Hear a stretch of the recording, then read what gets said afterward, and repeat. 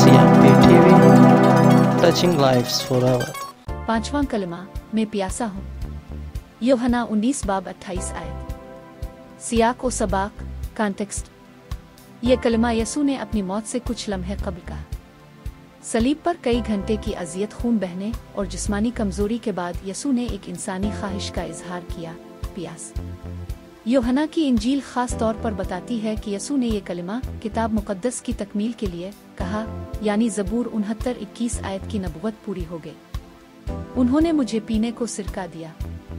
रूहानी मफहूम, spiritual meaning. यसू की मुकम्मल इंसानियत। ये कलमा जाहिर करता है कि यसू सिर्फ खुदा नहीं बल्कि मुकम्मल इंसान भी थे। वो भूख, प्यास, दर्द और कमजोरी को जानते हैं। नबुवत की तकमील।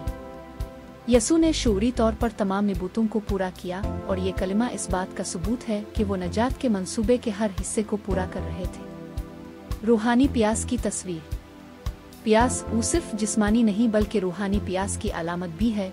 यसू इस इंसानियत की नुमाइंदगी कर रहे थे जो खुदा की हुजूरी के लिए तरसती है। हमारी प्यास का जवाब।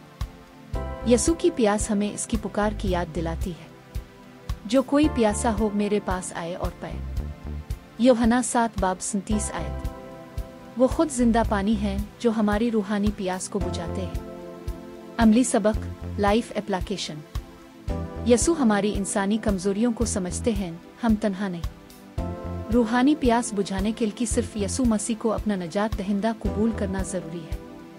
हमें यसू की तरह खुदा की मर्जी को मुकम्मल करना है, चाहे रास्ता कितना ही तकलीफ दे हो। हर छोटा कलिमा खुदा के बड़े मंसूबे का हिस्सा होता है। आमीन। खुदावंद आपको बरकत दे।